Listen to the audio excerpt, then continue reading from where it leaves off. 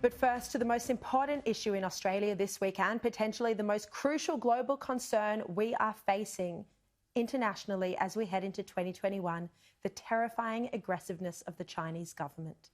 We are seeing China exert itself in an unprecedented way, where it has taken direct economic retaliation throughout this year and is now trying to exert maximum economic pain on Australian businesses in order to bend our will and subvert our sovereignty. This week, we saw a Chinese government spokesman tweet a doctored image depicting an Australian soldier with a knife at the throat of an Afghan child. Here was the Prime Minister condemning this act. The post made today, the repugnant post made today, of an image, a falsified image, of an Australian soldier threatening a young child with a knife, a post made on an official Chinese government Twitter account, posted by the Deputy Director General of the Ministry of Foreign Affairs, Mr. Lijian Zhao, is truly repugnant.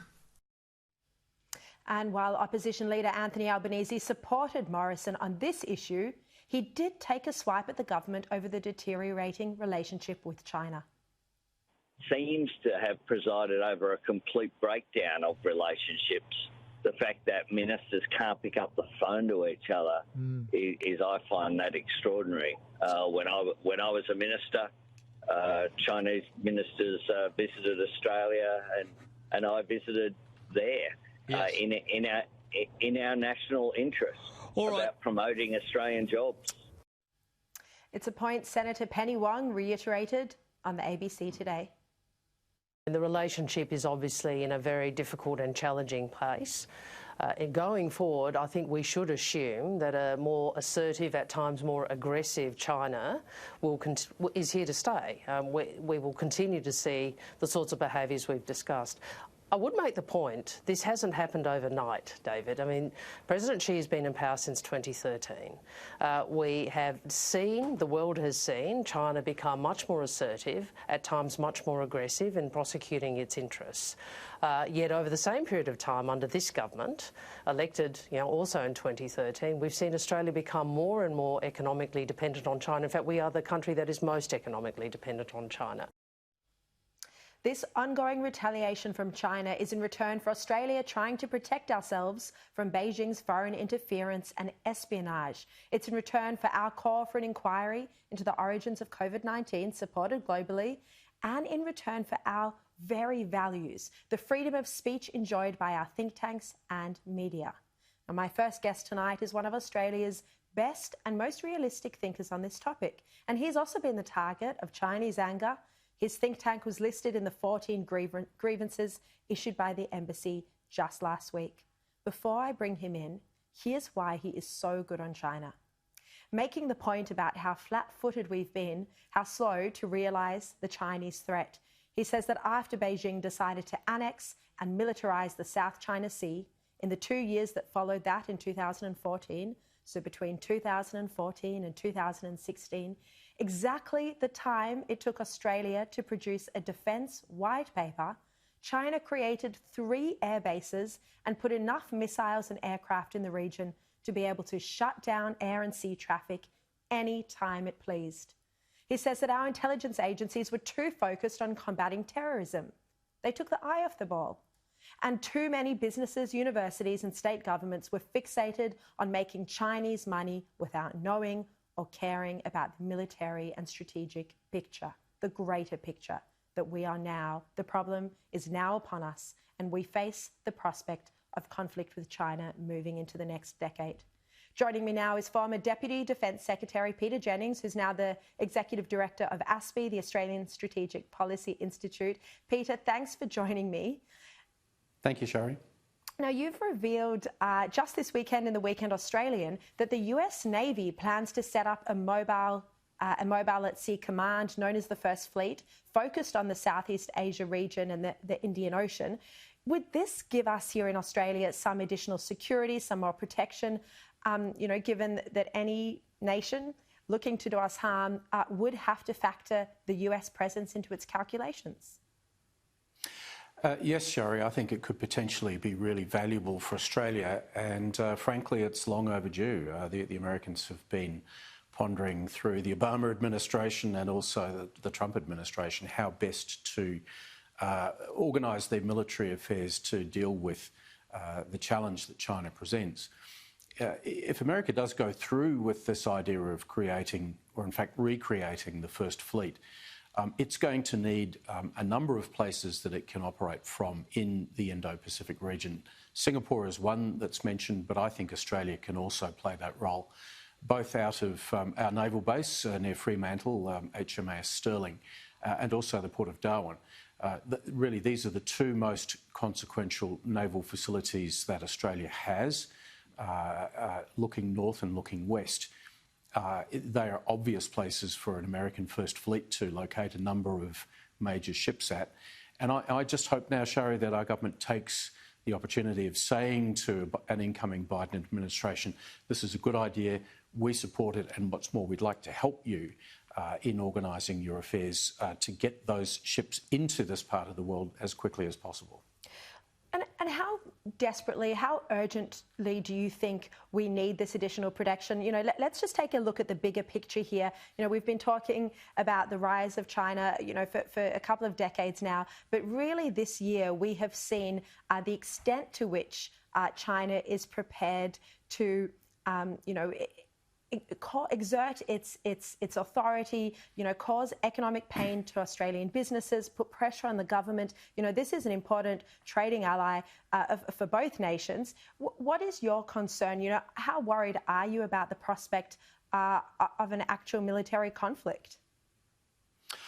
Well, Sharri, I'm not concerned about a military attack on Australia. I don't think that's really in prospect. But there are areas in our region, the South China Sea, which you've mentioned, Taiwan, areas under the control of Japan, where China is on a daily basis engaged in very aggressive military games of chicken, flying their aircraft into other countries' airspaces and really making challenges.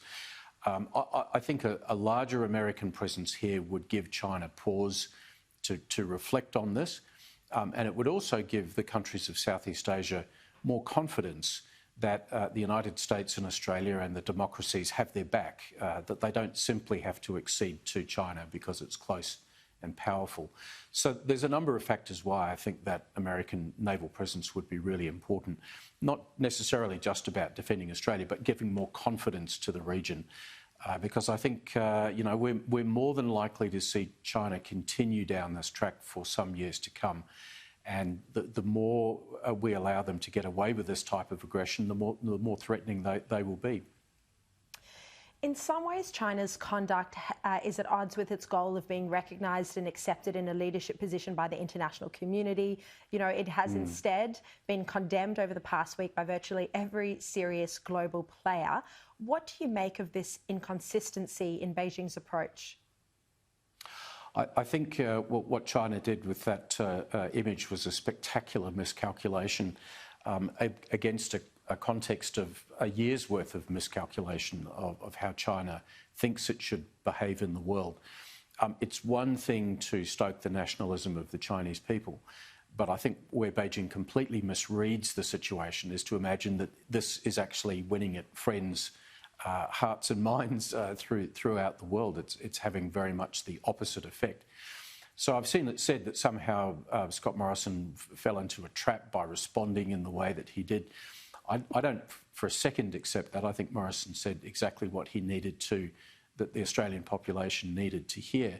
And all China has achieved by engaging in this is almost to completely unite the Australian people in realising just how offensive the Chinese Communist Party is. It's no way for the world's second superpower to behave, but I fear that they will continue down this track for quite some time to come. And yet, you know, there was the line that the Prime Minister fell into a trap, but there is still this consistent argument that you hear from so many people that this relationship is the fault of Australia. And, you know, you just heard Penny Wong this morning on ABC, but also in that clip there, reference the fact that the relationship has deteriorated since 2013, which she made the point that's when, Tony Abbott won office. What do you make of this argument? Do you think this is partly the fault of the Australian government, the state of the relationship at the moment? No, not in the least, and I think we've all had enough of commentators just endlessly going on about, was the tone right? It's like Goldilocks and the Three Bears. Was it too hot or too cold or just right?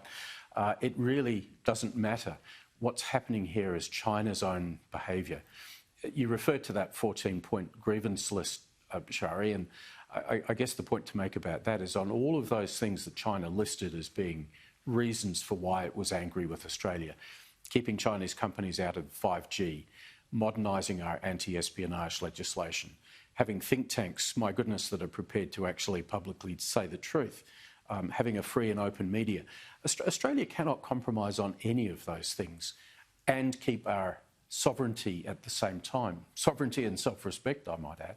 So I think that our government has more or less been doing the right thing over a number of years now, taking decisions where it needs to protect Australia's interests. And if that is offensive to China, well, so be it, because what we expect of our governments is that they'll look after Australia's interests. This has nothing to do with tone, and it has everything to do with the underlying strategy of what China is trying to do, which is dominate the region. Look, finally, Peter, many people see 2020 as a year that's been very difficult, and of course it has. And for most places around the world, excepting Australia, it continues to be a daily struggle. But I think in my mind, this year has shown us that things can actually get a lot worse, because it's shown hostile nations globally how easy it is to bring the world to its knees through something like a virus, a bioweapon. Is this something that should be a concern for our defence agencies looking into the future? Sharri, I think we do need to be worried about how 2021 is starting to unfold, and what I'm talking about here is the significantly increased risk of some type of military clash, perhaps centred around Taiwan, but a military clash taking place in the Indo-Pacific. That is something that we can't be complacent about. I think it comes at a time when we see America inward-looking and, in any event, going through a very messy change of administration. And what's really called for here is, I think, quick and decisive action. One thing Australia has done quite well over 2020 is show, I think, more international leadership, more willingness to stand up for ourselves. We better get prepared for more of that in 2021, I think, Sharri. I think it could be a very difficult year indeed. There you go. Peter Jennings warning of the prospect of a military clash in 2021. Thank you very much for your time. Thanks, Sharri.